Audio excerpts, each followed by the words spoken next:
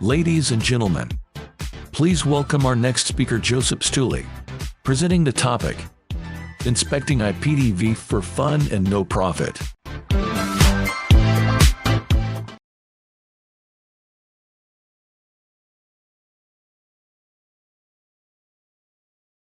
Talk inspecting IPTV for fun and no profit. First, a little bit about me. Currently, I'm working as a CTO at SofaScore, but this talk has nothing to do with it. It's completely separate stuff. And before we begin, a little disclaimer. So everything you see here may or may not be in the gray zone. So this is for educational purposes only. And don't blame me if you get caught or anything. Okay, so with that out of the way, we can begin. So at my home, I have the internet. This is the internet, obviously, the little black box. And I have IPTV. Now, the IPTV is not the illegal one you can buy off the internet, but the legal one from my telecom provider. And I guess most of us nowadays, if you're watching TV in your home, you are watching it the same way I am. And that's you have your router from your ISP, and then you have a little black box. And that's why you have two remotes or three. And that box is connected to the TV. And I'm talking about this box. This box is called the STB or setup box. And its only purpose is to get the signal from your ISP and to then display the channels on your TV. That's its only use. So first, a little story. So one day, my wife, who was pregnant at the time, and this is important, so that part that she's pregnant is important. So she's at home. She's in her last weeks of pregnancy, and if you know pregnant women at the end of their cycle, it's like they're really big and they cannot do much. So she was watching TV most of the time, and I'm at work and I get a call, and she told me TV is not working. So TV is not working. I say, okay, how do you mean it's not working? Something has to be working. Is it black? No, like the TV turns on, but there are no channels on it. I cannot watch anything. I'm like, okay, did you try turning it off and on again? You know, the classic fix for everything. And she said, yeah, it's not working. And I'm like, okay, I'm gonna get home and then I'm gonna look WhatsApp. So I get home, I turn on the TV, and I get this message. So this message is in Croatian because the channels are in Croatian, where I'm from. But basically it says, so you do not have the permissions to see this channel. Which is weird because I do have the permissions to see that channel because that's the basic package. The channel is in the basic package. I should be able to watch it, but I don't. And I know I paid all of my bills on time and everything should be working. It was working yesterday. So what I do, I call the customer support, obviously. And I explain to them that, okay, I tried to turn on my TV and my channels aren't working and like they should be. And I get the most generic response from them, which is, have you tried turning it off and on again? And I'm like,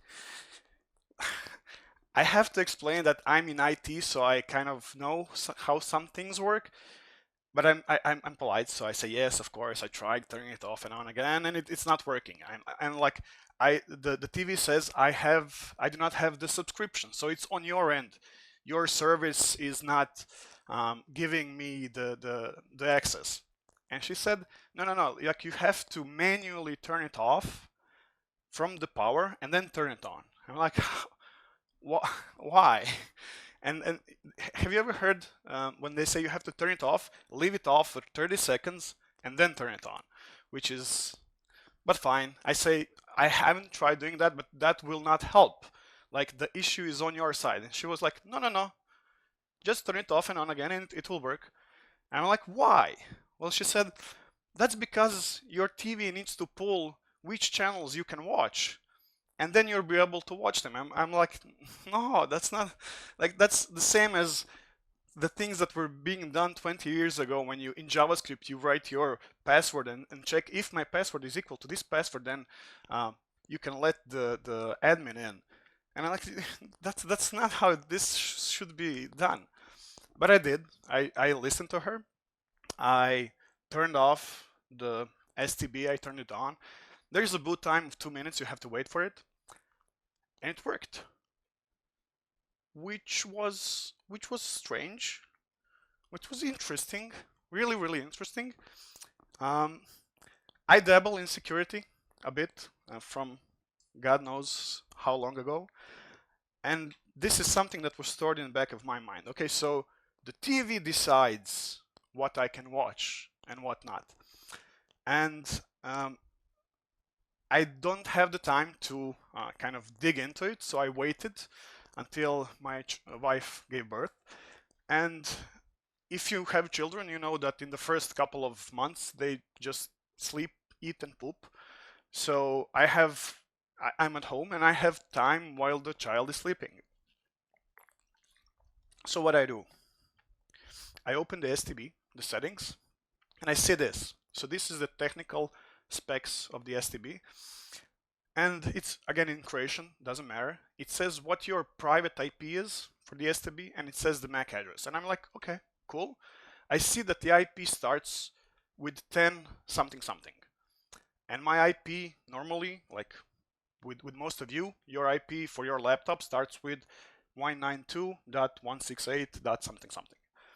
And I'm like, okay, so the STB is in its own separate LAN. I would like to go there and see if I do a network scan, what will I discover? So this is the picture of the STB connected to the router. It's really simple. So STB directly connected to the router. And on your router, you have 4 ports, right? You have 2 for laptops and network stuff, and you have 2 for TV. And I'm like, I'm just gonna connect to the same port where the STB is connected. So I did that. And I was hoping that I'm gonna get that private VLAN to be able to scan the network. No dice. I didn't get anything. And I'm like, okay, so it's probably something to do with the MAC address. I'm gonna see the MAC address because you can see it in the technical specs. So I read the MAC address. I set the MAC address to be the same on my laptop. I tried to connect, doesn't work. And at this point, I'm like, okay, I don't have the time to deal with this. So let's just get the child to sleep, and I'm gonna check it out someday later on. And basically, what I wanted to do is I started thinking, what can I do without being able to get into the network? So this is the layout. You have your ISP, you have your router, your STB is connected to the router and then connected to the TV. And what I wanted to do is get in between and see what the traffic is. So what's going on between the router and the STB. And the way to do this is by using a device called a network tap. So basically what it does, you just connect it in between. It has 2 Ethernet ports. And then you can see what the traffic is flowing. And you can buy it online. There's a lot of different devices. This one is a really popular one. It's $100. But the problem is it takes time for delivery to come. And I didn't have the time because I had limited time to kind of play around with this. So I started looking at my house, what else do I have that can sort of be used as a network tap? And I have a lot of Raspberry Pis lying around. Probably some of you do also. But the issue is it only has 1 Ethernet port, so you cannot use it as a tap, right? But then I remembered I also have an Ethernet adapter, which is in USB. So you can plug it into Raspberry Pi. Now you have 2 Ethernet ports, and you can use it as a network tap. You can just bridge 2 interfaces together. So that's what I did. So going back to the initial setup, I just put my Raspberry Pi in between. So a signal goes, it's just standard TCP IP, right? So it goes from the router to the Raspberry Pi, and then from the Raspberry Pi to the STB. And Raspberry Pi is running Linux.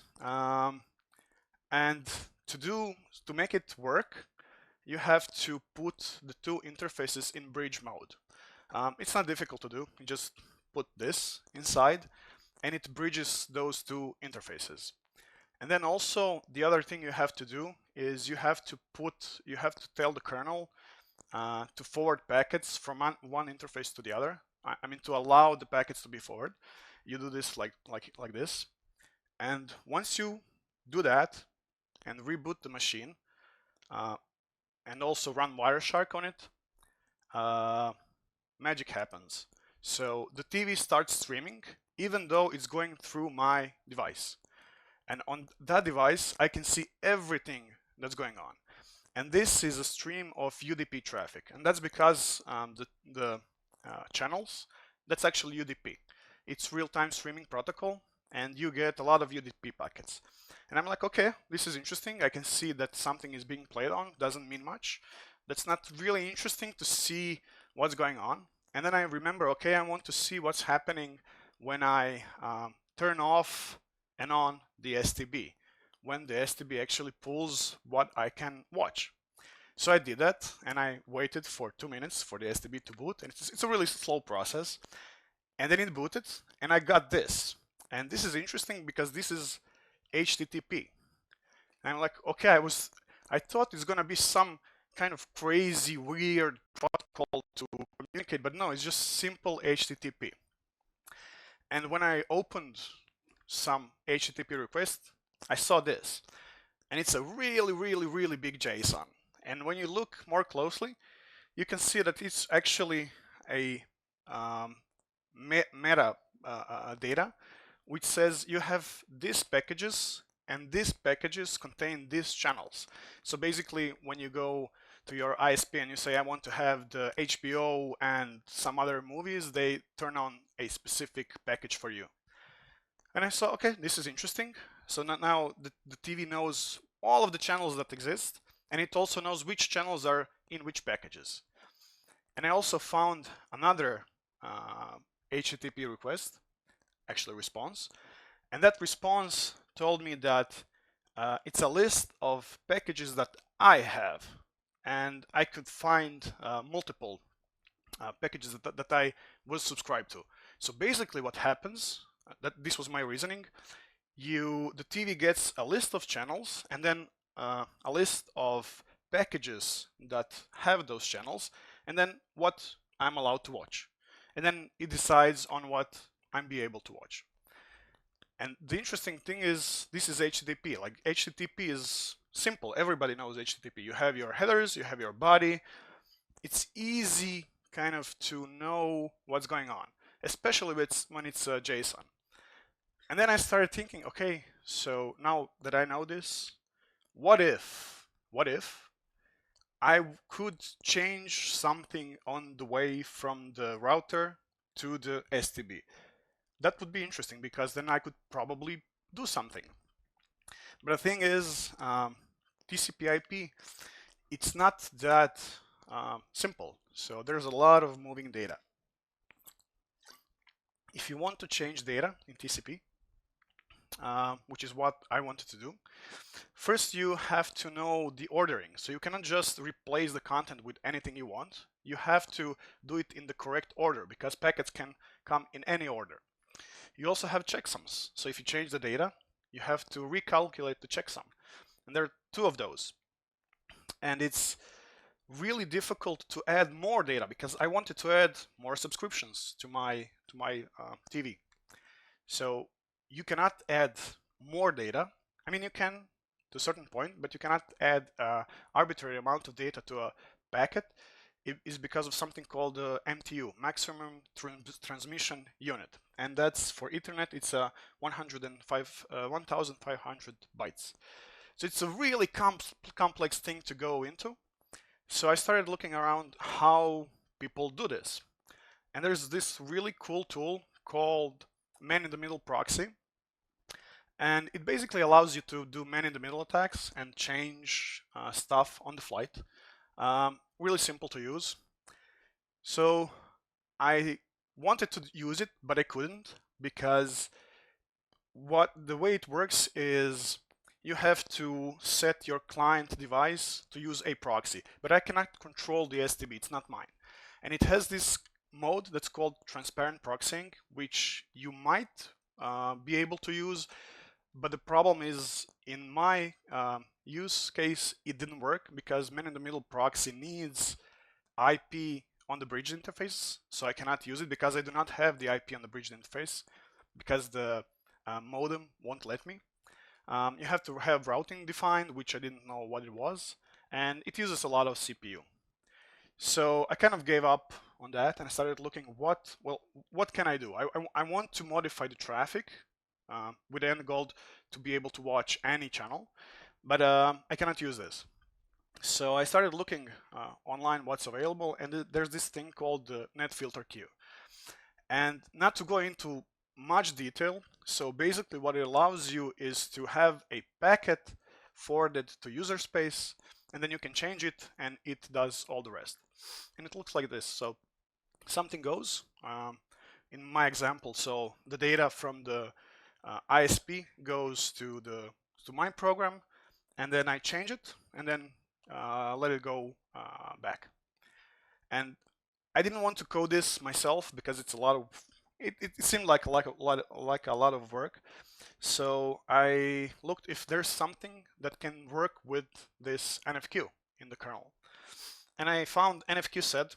Now, if you know Linux, sed is a really cool, simple bash tool that allows you to change a string, one string for another.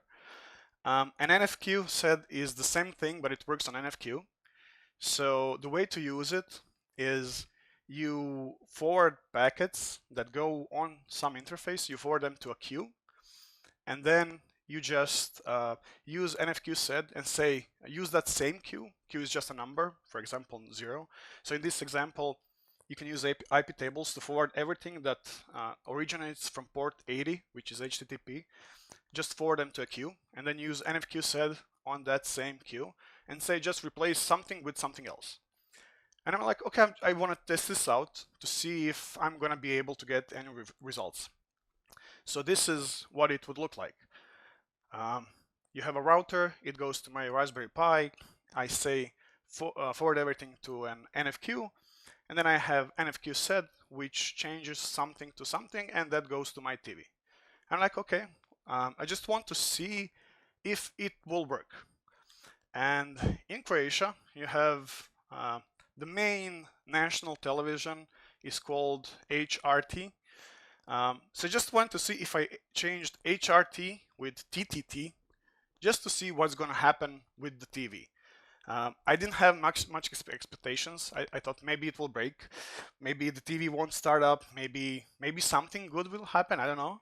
So I started up, changed it, and then like you have to wait 2 minutes for the STB to boot up, which is kind of, you know, boring. But I waited, and the TV turned on, and I got to this screen, and this screen shows the HRT program. And if you look closely at this part and enlarge it, you see TTT instead of HRT, which was like, my mind was blown at that point. Okay, so I can change anything I want, and it will be displayed on the TV. It's nice. And now this might not seem like much. Like, why would you want to change something that's displayed on the TV? That's not the point. You can change anything. You can change what channels you have the right to watch, for example. So I started looking into the JSON to see what are the code names for packages that exist. And there's this package called IPTV HBO HD. Now, I don't have HBO. I mean, I didn't have HBO, right? And I said, like, okay, so there is this thing called HBO HD, and I have my package, which is called some name, doesn't matter. And the important thing is that the package that I have, its name is longer, because you can always shorten the package, but you cannot extend it. So I said, okay, I'm going to find some long string, and I'm going to replace that with HBO. So I did with NFQ sed.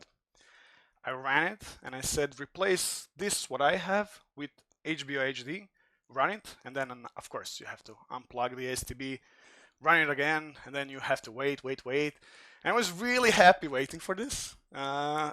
It looked almost like eternity, but then the TV started up and the channel turned on, and then I said, okay, I'm gonna try to see if I can watch the HBO channel. So I turned it on, and I turned on the HBO channel, and I got it. And I was watching HBO, and that was like, I cannot believe that this is working, right? So just by going between the router and the STB, you can change some stuff, and it's not really difficult. And then you can just watch any channel that you want. Now, the reason that I used the Raspberry Pi is because that's something that I had on hand. And Raspberry Pi isn't that expensive, but I was wondering, like, is there something that's cheaper, that's maybe a better fit for this? So I started looking online, and I found this thing that's called the Orange Pi R1. Honestly, I don't know how I'll find it because it's so obscure. You can find it on AliExpress. It's really cheap. It was cheaper before, but now the prices and everything went up. But like, this thing is so obscure that there is no case for it. You cannot buy a case for an Orange Pi R1. You can find a 3D model of a case and you can print it, but you cannot buy it. So obviously I had to buy a 3D printer and print out the case so I can, you know. No, seriously, I bought a 3D printer just for this. So if you want to play around with this, I don't want to spend a ton of money, and you don't have a Raspberry Pi with an Ethernet adapter, you can buy this off AliExpress, and it's really cool thing to play around with. And you can, like, this talk is specifically about IPTV and what I did with it, but you can use it for anything. Like, if you have two devices that are connected with a cable, you can just go between those devices and see everything that's going on and then change it on the flight. That's what the important thing is. So when going back to NFQSED, there are limitations. So the limitations on NFQSEDs are, it's just a simple replacement. You can just act on a one single package, and you can just replace stuff in that one single package. You cannot do anything with encrypted traffic, right? Because it's just gibberish. It's not a simple string. You cannot do anything on compressed content, again, because it's encoded. Probably it spans between a couple of different packets, so you cannot do anything with it. And the resulting packet has to fit between inside the maximum transmission unit, and the existing tooling around it is not that great. So I started looking, is there something more? Because not all of the ISPs have the same mechanism. They all do it similarly, but they are different. So while searching if there's something else that I could do and not use NFQSED, I wanted to see how to solve if the data is compressed, if it's encrypted, if it has multiple packets, and if I can increase the packet length and also do conditional matching, right? So if you want to do some complex stuff, you probably want to use a programming language. I don't want to use a simple tool that limits me. I want to see if I can just code something specifically for my use case. And when looking into programming languages, the simplest one is Python. It just works, right? And the cool thing is Python has something called, it has a package for netfilterq. So you can write your own NFQSED if you so want to. And there's also this package called Scapy, which allows you to play around with packets and kind of do modification on packets. And so I started looking, okay, I want to see if I can not use NFQSED, but if I can write something in Python. And this is the diagram, real simple. And I wrote really simple code. Not gonna go too much in it because it's really not important. The main thing is you can do it. So basically, you can intercept a packet, and then you can just replace what you want and use copy to recalculate all of the fields that you want to recalculate. So basically, the only thing you want to change yourself is just this line. I want to replace something with something. Everything else is just boilerplate. Really, really simple. And what this allows you to do is you can append the data to end of the packet and do complex logic if you want. So if we go back to the thing that I showed you, which HBO, I had to sacrifice my packet that I have with my ISP to just watch something else. I couldn't watch everything. Like, I wanted to watch everything, but that's just too complex. So I took Python and I wrote a script which would take all of the channels and all of the packages, see which packages have what channels, and then using some dark magic to recalculate which packages, what is the smallest number of packages from my ISP that I have to have all of the channels. And then the program just spit out a number of packages that the packages that I have to include, and I wrote a Python script which just took that initial packet that I had, so with a list of all of my packages, and just replace them with the packages that I need to have all of the channels. And I ran that Python script, and it's not a complex script. I didn't include it here because you just append and append and append and append until you get to the end of the package. And I ran that, and I could watch all of the freaking channels on the TV without actually having them, which was mind-blowing to me because I could not believe that in 21st century we're still using technology that says, oh yeah, you just choose what you want to watch. It's not a problem. We're gonna trust that you're gonna be doing the correct thing. And I could watch all of the channels on my TV. And then I started to look, okay, I want to see what other ISPs have. Like, do they have this same thing? Is this just something that my ISP has, or is this like across the industry? So I went to my parents' place, I turned it on, I intercepted the traffic, and it's the same thing. Like, it's not the exact same thing because it's a different ISP, but the same type of thing, right? They tell your TV you can watch this. And then I went to my friend's place, and he has a different ISP, and I opened it up, and it's the same thing. Like, your TV gets the information what you can watch. And this is not just in Croatia, like this is all, like everybody uses this. It's like all of the Europe, they all have the same freaking thing. Like, your ISP tells your TV you can watch these channels. And so they do it slightly differently. So for example, one ISP had, you get a really big list, JSON list, like you have this channel and you can watch it true or false, like a Boolean. So you have, like, I don't know, 900 channels with Boolean flags, yes or no, yes or no. And this was compressed and in a lot of packets. So you cannot use NFQ set for this because it's just too complex. What you want to do is take all of the packages, all of the packets, and then reorder them, and then decode the content, and then change what you want to change, and then re-encode it, put it in packages, and let it go. And it might seem like it's complicated, but it's really not. So this is the Python code for it.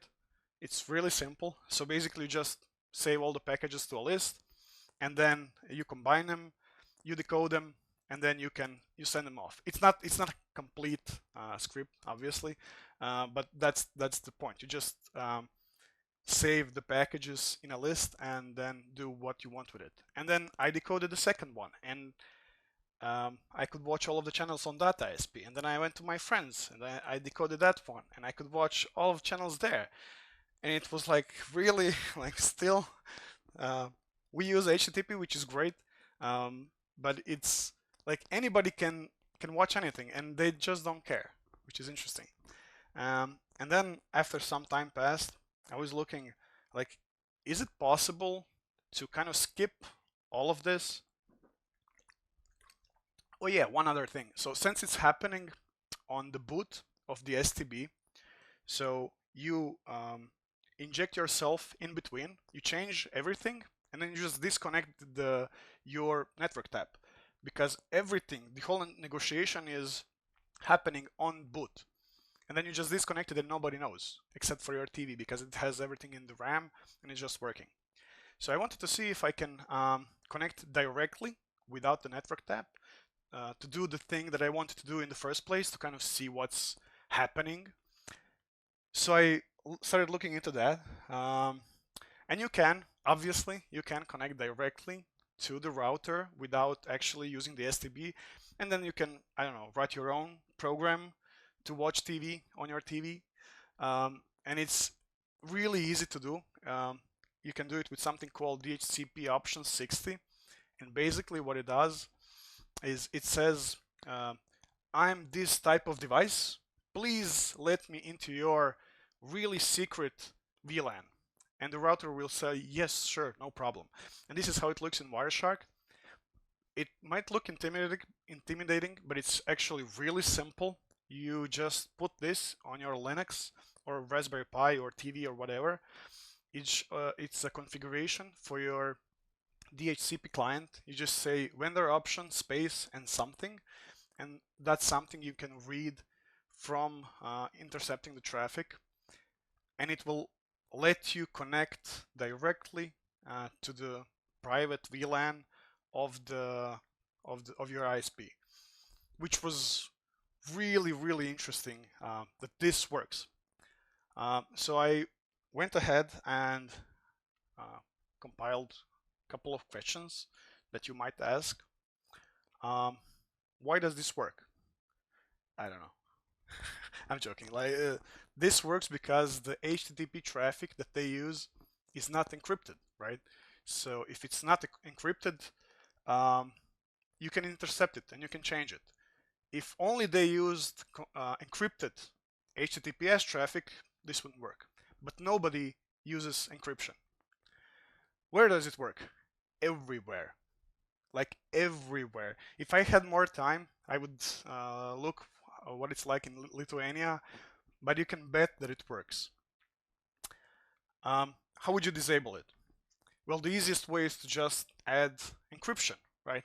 If they added encryption, it wouldn't work, but they never will. Why? Because it's all legacy technology, right? And also those little STBs, they don't have the power to encrypt, probably. It's a really cheap and simple device. Why did you show this to us?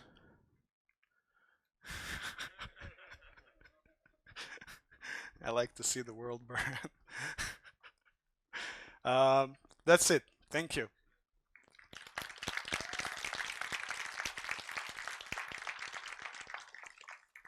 Do you have any questions? Slido. Ooh, okay, we have some. Can we continue to watch it if we cancel our subscription? Asking for a friend.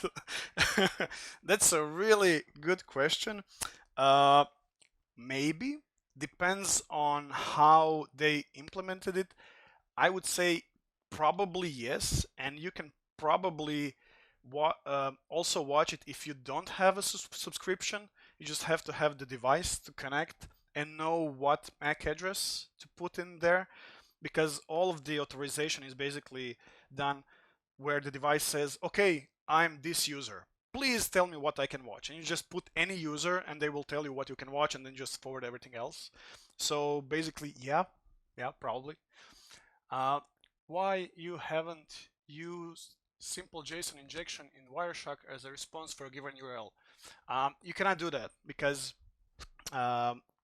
you are not able to change anything in Wireshark. Wireshark is for viewing data. If you want to intercept, you have to use something like man-in-the-middle proxy. You cannot use man-in-the-middle proxy because you don't have the IP on the bridge interface.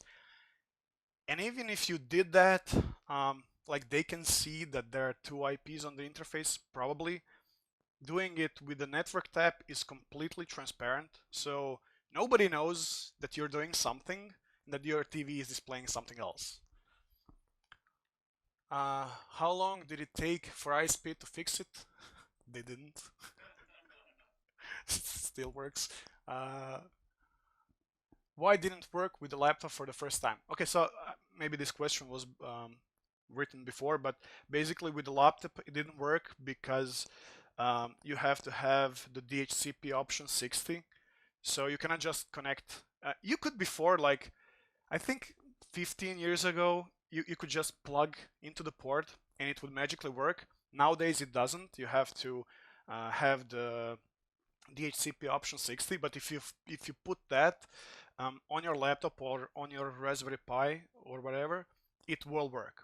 So you can connect with the laptop directly, and in that metadata you actually get a list of all of the IPs and all of the ports. So you can, if you want, you can load it in an M3U list and watch it in VLC or in Kodi or whatever program you want to watch it. It's really fun. Can you also watch pay-per-view content? This is different. So pay-per-view, usually the validation is on the server. It is ISP dependent, so your mileage might vary. You might be able to do it, but most of the time pay-per-view is implemented with a newer technology that uses a different kind of validation where they actually check that you are this user who has access to this pay-per-view content, because they have to bill you for it. So it's a process that's being done on their server. But like the normal streaming, everything is open. If you plug random devices in your network, how likely someone else will also start watching you? That's a good question. So you shouldn't plug in random devices. You should plug in devices that you control. That's why I did it by myself from scratch, and now you can too if you want to. It's not difficult. If somebody wants the slides, I can send them.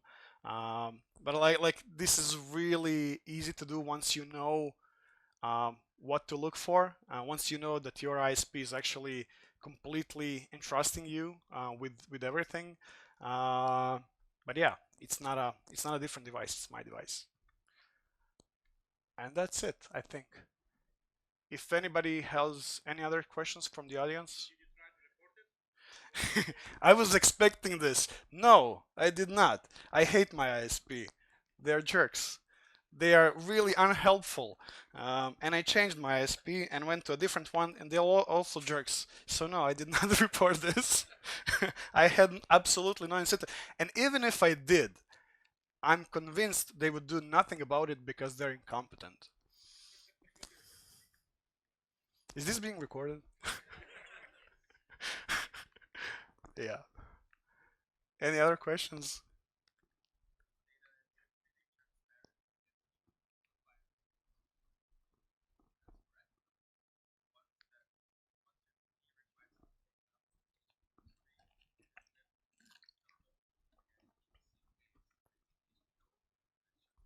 Yeah, so the question is, I say that it's transparent, but once you start watching the channel, they will be able to see that you're watching the channel. You're completely correct. Yes, they will be able to see that something is streaming.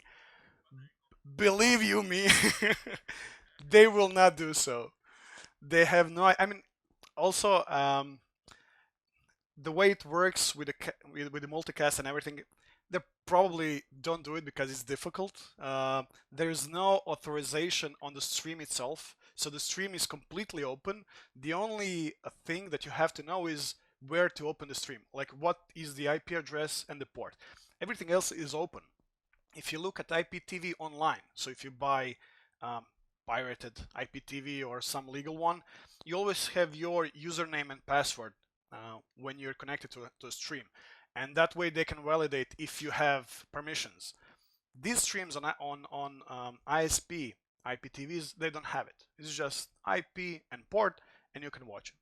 And in theory, yes, they could watch, they could see, but it's extremely unlikely that they will do so. And even if they do so, you can just say, I don't know, like my TV did that. Like in my case, I couldn't watch anything. So the opposite can happen in theory. Like you can maybe have your STB start misbehaving and allow you to watch all of the channels. Yeah.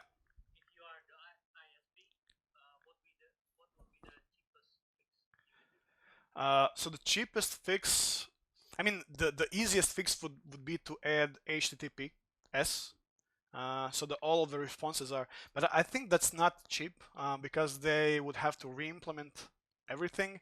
And while it might seem that it's simple to us, like you just put S in HTTP, for them, because they have to recompile the firmware and then distribute the firmware and then test everything out, and probably those devices will be even slower than they are now, that's not really feasible. So the way they could fix this is by doing authorization on the stream itself. So instead of just allowing everyone to watch everything, they could put in a streaming server that says, okay, you have to have username and a password or a token, so that you're able to watch this. And then you get just with every channel that you have the permission to watch, you get a set of tokens, and every token is different. And then you would only know the tokens for the channels that you're allowed to watch. So that's how I would fix it, with the constraints of it being a hardware that's really doesn't have a lot of CPU. But again, they're not gonna do. Okay, any other questions? Yeah.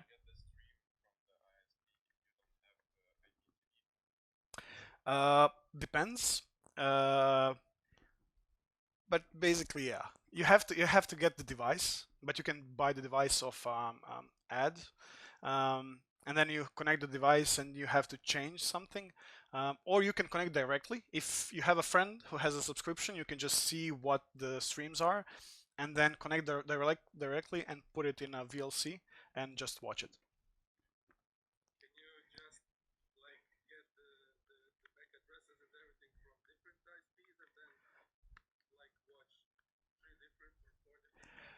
No, so you cannot watch from different ISPs because you have to be physically connected to that ISP, because it doesn't actually go through the internet. It goes to internal network of the ISP, so it wouldn't work in that case. But you could have a couple of ISPs in your home and just connect everything to one TV and have a really... I mean, you can even stream those streams outside of your home for somebody else to watch if you want. Okay, I guess this is it. If you have some other, thank you.